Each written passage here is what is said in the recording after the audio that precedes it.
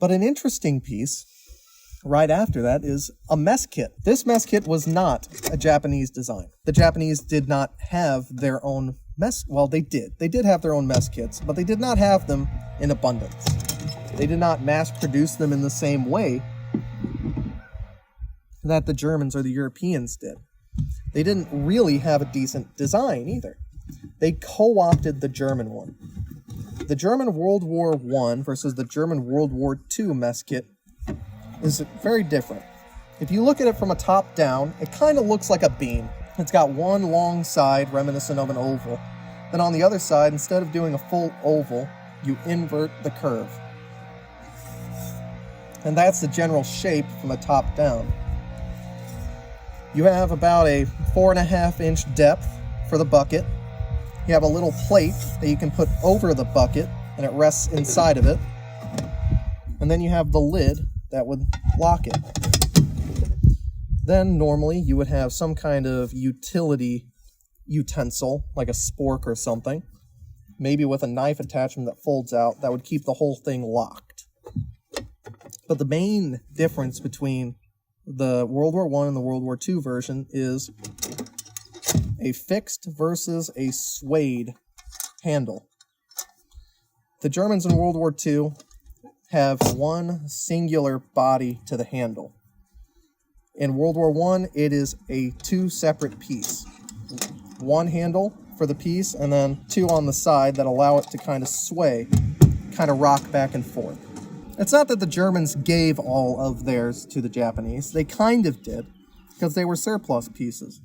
But it's also that they gave the design to the Japanese, and the Japanese were then able to, instead of dedicating man hours to making a mess kit, they would just make these mess kits and do it there instead. It's kind of their same thought process whenever it comes to their rations.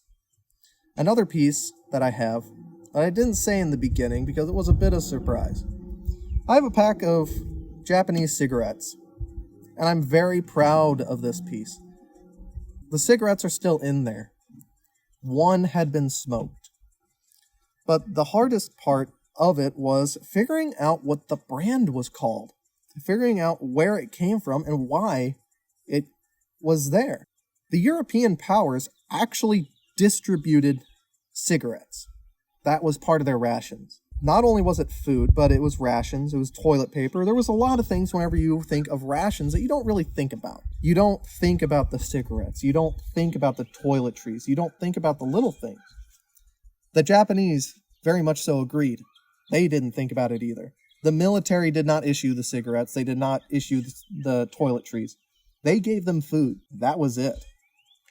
If you wanted to clean yourself up, you had to buy soap yourself from your own payments. At every Japanese base, there would be an area where you could buy your extra stuff. Cigarettes were included. But another thing that was included was Russian goods. The Japanese and the Russians, they both took great advantage of the fact that they had a white peace for the majority of the war. Japanese bought Russian goods, and Russians bought Japanese goods. So this Golden Chicken brand wasn't the only brand that was there. There were some Russian-made cigarettes. There were also Russian-made alcohol. There was a lot of these rations that went around. Whenever you think of the lifestyle of these things, you don't even really think about a lot of this. These were all people. People have wants and they have needs. And cigarettes were a lifestyle for most of these soldiers. They couldn't really partake of any other drug, maybe alcohol, but think about it this way. If you're constantly in a battle, if you're constantly in a war, are you going to get drunk all the time? If you imbibe and then all of a sudden the sirens go off, you've just endangered yourself. Cigarettes were a much better way to calm down and enjoy yourself without endangering yourself. It's one of the reasons why they all smoked. The Japanese were no different. They had mess kits. They ate, they smoked, they drank. Just like our boys did too.